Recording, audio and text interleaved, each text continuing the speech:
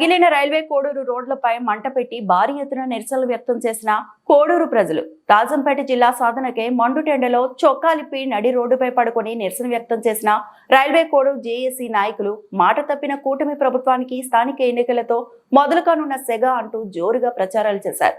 నేడు రైల్వే కోడూరులో రాజంపేట జిల్లా సాధనకే చేస్తున్న ఉద్యమం తీవ్ర రూపం దాల్చింది. ఎన్నికల సందర్భంగా చంద్రబాబు ఇచ్చిన మాటను తప్పడంపై కోడూరు ప్రజలు ఆగ్రహించి రోడ్లపై మంటలు పెట్టి నిరసన వ్యక్తం చేశారు. రానున్న స్థానిక ఎన్నికల్లో కూటమి ప్రభుత్వానికి తగిన విధంగా బుద్ధి చెబుతామని హెచ్చరించారు. కోడూరు జేఏసీ నాయకులు అందరూ ఏకమై మూకుమ్మడిగా నిరసనలు వ్యక్తం చేయడమే కాక రాయచోటి వద్దు రాజంపేట ముద్దు అన్న నినాదాలతో హోరెత్తించారు. రాజంపేటను జిల్లా చేస్తామన్నందుకే కూటమి ప్రభుత్వాన్ని గెలిపించామని, రాజంపేట ఓటమి పాలైతే కోడూరుకు అన్యాయం చేస్తారంటూ గర్జించారు. ఈ ఉద్యమం తీవ్ర రూపం దాల్చకముందే ప్రభుత్వం తగిన నిర్ణయం తీసుకుని ఎలక్షన్లో ఇచ్చినటువంటి హామీలను నిలబెట్టుకోకపోతే రానున్న స్థానిక ఎన్నికల్లో భారీ ఓటమిని చవిచూస్తారని కోడూరు నియోజకవర్గ ప్రజలు తెలిపారు. మీరు తిరగకుండా ఉంటే ప్రశాంతంగా కోడూరు అనేది ఉంటుంది కాబట్టి సహకరించండి, బంద్లో పాల్గొనండి. ఆటో మిత్రులందరూ కూడా పాల్గొనవలసిందిగా కోరుతున్నాము. ఇది ప్రజలకు సంబంధించినది. ఇది కోడూరు ప్రజల యొక్క ఆత్మవిశ్వాసంతో పనిచేస్తున్నటువంటిది. కోడూరు మనకు రాజంపేట ఎంత దగ్గరనేది మీకు తెలిసినటువంటి విషయము. కాబట్టి ఎన్నో ప్రయాసలకు లోనేలు మనం రాయచోటికి పోవలసి వస్తున్నది. అన్ని చోట్ల ఉన్నటువంటి రాజంపేటను వదిలేసి మనము ఇక్కడ రాయచోటికి పోవాలంటే ఎన్నో రకాల ఇబ్బందులు అనేటివి గురవుతున్నాయి. ఈ రోజు మనం రాయచోటికి బయలుదేరితే ఇక్కడి నుంచి 4 గంటల ప్రయాణం, రావడానికి 4 గంటల ప్రయాణం. ఆఫీసులోనే పని చేసిన తర్వాత మనం ఆఫీస్ పని చూసుకొని బయలుదేరాలంటే బస్సులు ఉండవు. తిరిగి మళ్ళా మనము కడప పోయి కడప నుంచి ఇక్కడికి రావాల్సి వస్తున్నది. కాబట్టి మన యొక్క బాధలను మీరు అందరూ కూడా పాల్పంచుకొని దీనికి ఉద్యమానికి సహకరించాలి. కాబట్టి ప్రతి ఒక్కరు కూడా ఈ ఉద్యమంలో నడవండి. వ్యాపారస్తులందరూ కూడా వారి యొక్క షాపులను బంద్ చేసి ఈ ర్యాలీలో పాల్గొనవలసిందిగా కోరుతున్నాము.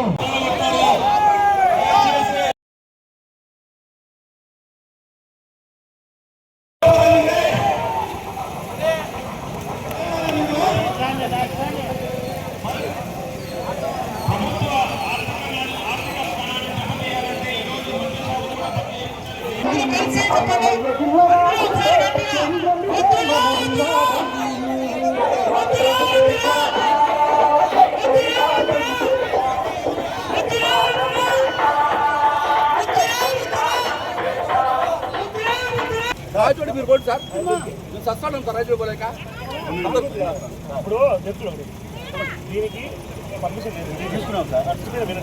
ఆల్రెడీ టైం మెన్షన్ చేస్తున్నారు. 8 నుంచి 2 గంటల వరకు అని చెప్పి ఎవరు పర్మిషన్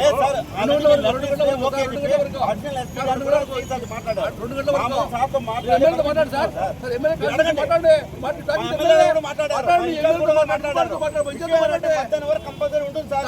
మా దేశీ వాళ్ళందరూ కూడా ర్యాలీ కట్టి వస్తున్నారు. ఆ రూట్ లో వస్తున్నారు. మీకు 2 వరకు సార్ చెప్తున్నాం సార్. పొద్దున కూడా వెంకటేశ్వర సార్ అడిగినారు మనం 3 రోజుల నుంచి ముందే చెప్తున్నాం. చెప్పండి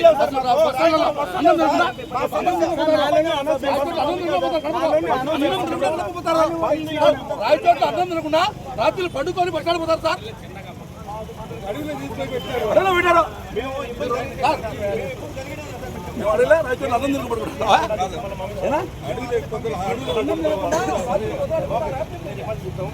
ఇప్పుడు ధర్నా చేయాలి. ఒక గంట బెంగళూరు ఇక్కడ ఎక్కడ నుంచి హైదరాబాద్ తిరుపతి పోవాలి. ఇదే రోడ్డు పోవాలి. గంటలు గంటలంటే ప్రజలు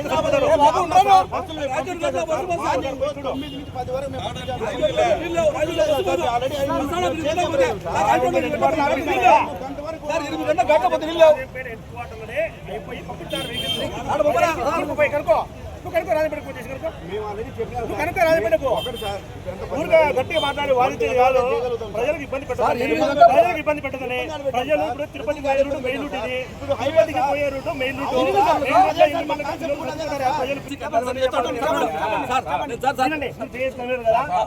ముక్కు చెప్తాను, నమస్కారం చేసి చెప్తాను. ఇప్పుడు ఈ రోడ్డులో ఒక అర్ధగంట ట్రాఫిక్ ఆపితే ఇక్కడ నుంచి ఇక్కడ రాజపేట వరకు పోతాను, ఇక్కడ నుంచి తిరుపతి వరకు పోతాలి. మీరు అట్లాంటి కంటిన్యూగా మేము 3 గంటలు 4 గంటలు ఆపుతాం. మిగతా వాళ్ళు ఏం కావాలి? ప్రజలు ఏం కావాలి? మీరు ఆలోచించండి మీరు. మీరు 1 గంట వరకు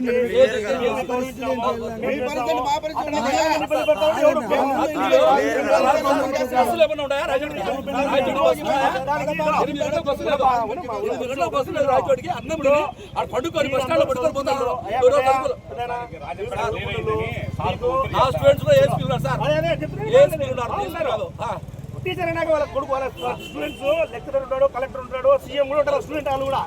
కానీ మనం చేయాల్సిన రూట్ ఇది కాదు. చేసినారు, ఇంతవరకు మేము కూడా సపోర్ట్ చేసినాము. మేము కంట్రీ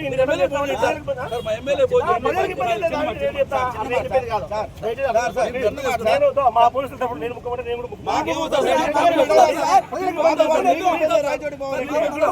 పొద్దున 7 నుంచి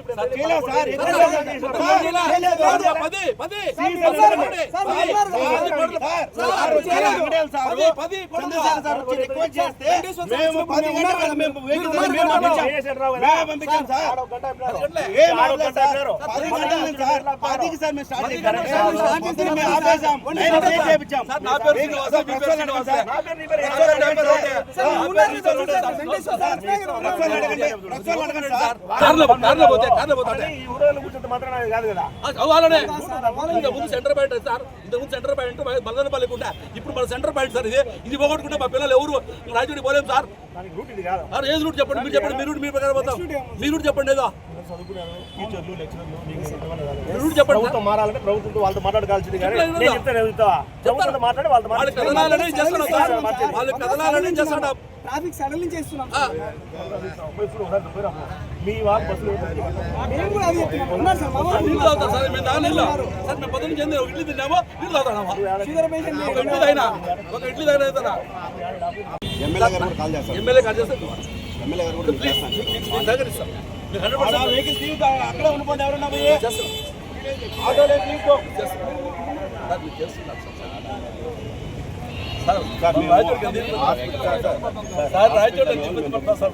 హాస్పిటల్ ప్రాబ్లం మేమే వెహికల్స్ పంపిస్తున్నాం. మేము పంపిస్తున్నాం సార్. హాస్పిటల్ అంటే కంపల్సరీ పంపిస్తున్నాం సార్.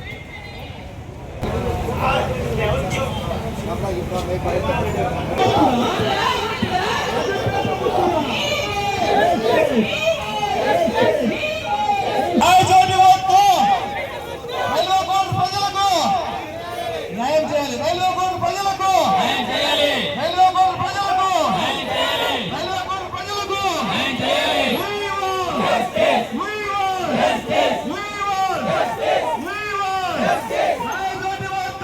అయ్యయ్యో అన్నమయ్య, అయ్యయ్యో అన్నమయ్య, అయ్యయ్యో అన్నమయ్య, అయ్యయ్యో అన్నమయ్య, అయ్యయ్యో అన్నమయ్య, అయ్యయ్యో అన్నమయ్య, అయ్యయ్యో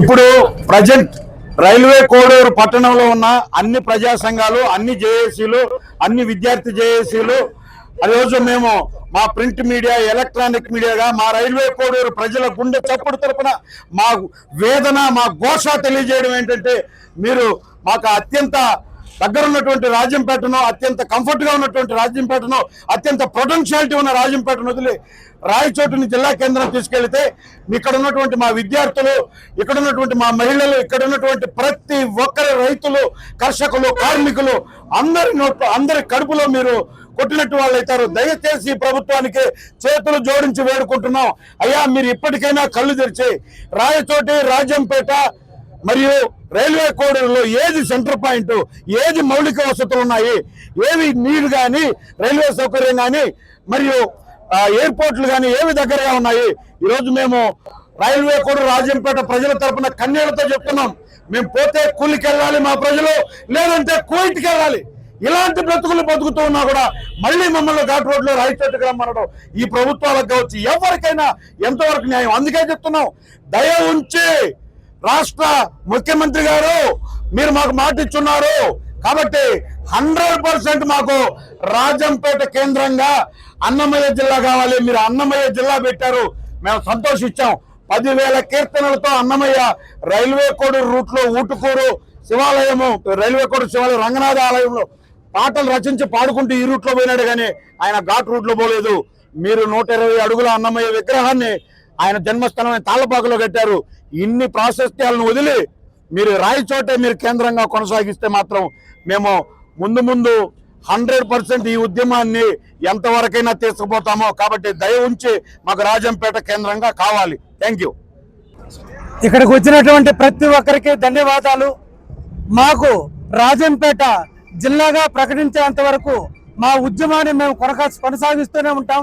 మన ప్రీతమ్మ నాయకుడు చంద్రబాబు నాయుడు గారు ప్రకటించినట్టు మాకు మీరు చెప్పిన ప్రకారము మాకు జిల్లాగా రాజంపేటను ప్రకటించండి. ఇప్పుడు ఓడిపోయిన రాజంపేట రాబోయే రోజుల్లో మంచి మెజార్టీతో మేము గెలిపించుకోవచ్చడానికి మా ప్రయత్నం మేము చేస్తామని చెప్పేసి సభామూలకంగా తెలియజేస్తున్నాం. గతంలో రాయచోటిని జిల్లా కేంద్రంగా చేయడం జరిగింది. ఏ ప్రభుత్వ అధికారి అయినా సరే రాయచోట్ల మీటింగ్ ఉన్నదంటే ప్రజలకు అందుబాటులో లేని పరిస్థితి. అలాగే బస్సు గాని, రోడ్డు గాని, రైలు గాని సౌకర్యం లేనటువంటి రాయచోటి మనకు అవసరమా? అన్ని సౌకర్యాలు ఉన్నటువంటి రైలు మార్గం గాని, బస్సు మార్గం గాని, ఫ్లైట్ గాని అన్ని మార్గాలు ఉన్నటువంటి రాయచోటి మనకు రాజంపేట మనకు ఎంతో అవసరం. రాజంపేటను ఖచ్చితంగా జిల్లా కేంద్రం చేసుకున్నంత వరకు ఈ ఉద్యమం ఆగదని చెప్పని మేము ఈ జేఏసీ తరఫున తెలియజేస్తున్నాం. అందరికీ నమస్కారం. గత 8 రోజులుగా ఇక్కడ మేము రిలే అధ్యక్షులు మరియు అనేక రకాల నిరసన కార్యక్రమాలు తెలియజేస్తూ ప్రభుత్వానికి ఈ సెగ తగిలేట్ చేస్తా ఉన్నాం. ఇది మరీ ముఖ్యంగా తెలియాలని ఈ రోజు బంద్ ఏర్పాటు చేయడం జరిగింది. మీరు ప్రత్యక్షంగా చూస్తా ఉన్నారు. ఈ బంద్ లో ఒక్కరు తరపాల భేదం లేకుండా ప్రతి ఒక్కరూ పాల్గొని జయప్రదం చేశారు. ఇప్పటి వరకు కోడూరు చరిత్రలో ఇటువంటి బంద్ జరగలేదని మేము ఘంటాబద్ధంగా చెప్తా ఉన్నాం. ప్రభుత్వ పెద్దలారా ఆలోచన చేయండి, ప్రజలు ఏ రకంగా ఆలోచన చేస్తా ఉన్నారని. కాబట్టి మీరు తప్పకుండా రాజంపేటను జిల్లా కేంద్రంగా ఏర్పాటు చేసి భవిష్యత్తులో ప్రజలకు మిమ్మల్ని నమ్ముకునేటట్టుగా చేయాలని, లేకపోతే మీరు రాబోయే రోజుల్లో మరింత నష్టాలు చూస్తారని తెలియజేస్తా ఉన్నాం. అందరికీ నమస్కారం. ఈ రోజు సంపూర్ణ బంద్ విజయవంతం అవుతోంది. ఈ బంద్ కు ముఖ్య కారణం మనకు రాయచోటిని జిల్లా కేంద్రంగా ప్రకటించిన దాని వల్ల మనకు వచ్చిన నష్టం ఎంతో అందరికీ తెలుసు. ఇక్కడి నుంచి 100 కిలోమీటర్ల ఘాట్ రోడ్ లో ప్రయాణం ముఖ్యమా? ఇక్కడి నుంచి రాజంపేట 30 కిలోమీటర్ల ప్రయాణం. మనకు ఈ జిల్లా కేంద్రం పోవాలంటే ఘాట్ రూట్ లో పోవాలా, రైలు మార్గం లేదు, బస్సు పోదు, ఆటో ఎక్కదు. రాజంపేటకి అన్ని వసతులు ఉన్నాయి. ఎప్పటి నుంచో మనకున్న ఆర్డీ ఆఫీస్ ఉంది, అన్ని వసతులు ఉన్నాయి. కావున చంద్రబాబు నాయుడు గారికి కానీ, పవన్ కళ్యాణ్ గారికి కానీ రెండు చేతులెత్తి వేడుకుంటున్నాం. దయచేసి రైల్వే కోర్టుకు న్యాయం చేయండి. తద్వారా రాజంపేటని జిల్లా కేంద్రంగా ప్రకటిస్తేనే రైల్వే కోర్టుకి న్యాయం జరుగుతుందని కోరుకుంటున్నాం. మీరు రాజంపేటను జిల్లా కేంద్రంగా ప్రకటించకపోతే వచ్చే ఎలక్షన్ లో ఏమన్నా ప్రభుత్వానికి వ్యతిరేకంగా చేసే అవకాశం అది ఆలోచిస్తారు, అది బ్రహ్మాండంగా ఆలోచిస్తారు. ప్రజలు ఎప్పుడు మనసులో పెట్టుకుంటారు, ఎప్పుడు కావాలంటే అప్పుడు దోలు తెచ్చేస్తారు. ఏ ఇబ్బంది ఏం లేదు. ఈసారి ప్రజలు ఒక మేధావుల ప్రభుత్వాన్ని ఎంచుకున్నారని ప్రజలు నమ్ముతున్నారు, అందరూ నమ్ముతున్నారు. గతంలో జరిగిన ఏదైనా కూడా మేము వాటిని ఆర్జించకుండా ఈ ప్రభుత్వాన్ని ఒకటే కోరుతున్నాము. అయ్యా ప్రభుత్వ పెద్దలు చంద్రబాబు నాయుడు గారికి, డిప్యూటీ సీఎం గారికి కోరేది ఏమంటే, సార్ మీరు కమిటీ వేయండి, షెట్టిగుంట నుండి ఒంటిమిట్ట దాకా సిద్ధార్థం దాకా ఒక కమిటీ వేయండి. కమిటీ వేసి అందరికీ బైకులు ఇవ్వండి. బైకులు ఇచ్చి వాళ్ళు రాయచోటికి 4 సార్లు తిరగమని చెప్పండి. ఆ కమిటీ ఏం చెప్తే దానికి మేము తల వంచి శిరస వంచి ముందు నడుస్తామని కోరుకుంటున్నాము. పూర్తిగా చంద్రబాబు నాయుడు గారికి మా అప్పీల్ ఏంటంటే, ఏదైతే కూల్చివేతలతో గత ప్రభుత్వాలు అనాలోచితంగా రాజకీయ లబ్ధి కోసమే చేసినటువంటి ఈ తప్పిదాన్ని సరిచేస్తాము అన్నటువంటి విధంగా మనము సార్వత్రిక ఎన్నికల్లో ప్రజల వద్దకు వెళ్ళాం. ఏం చెప్పాం? గతంలో ప్రభుత్వాలు చేసినటువంటి ఇది అస్తవ్యస్తమైనటువంటి వ్యవస్థలన్నింటినీ మన ప్రభుత్వం వస్తానే మేము సరిచేస్తాము, అన్ని గాడిలో పెడతామన్నటువంటి ఉద్దేశంతో ఆ రోజు ప్రజలకు మనం మాట ఇచ్చాం. అదే సార్వత్రిక ఎన్నికల్లో రాజంపేట కేంద్రంగా మన ప్రభుత్వం వచ్చిన వెంటనే రాజంపేటను జిల్లా కేంద్రంగా చేసి తీరుతాము అని చెప్పేసి మాట ఇచ్చాం. గత ప్రభుత్వాలలో మాజీ ముఖ్యమంత్రికి మనం ఒకటే మాట అన్నాం, మాట ఇచ్చాడు మడమ తిప్పాడు అనేటటువంటి నినాదంతో మనం ఎలక్షన్స్కి వెళ్ళాం.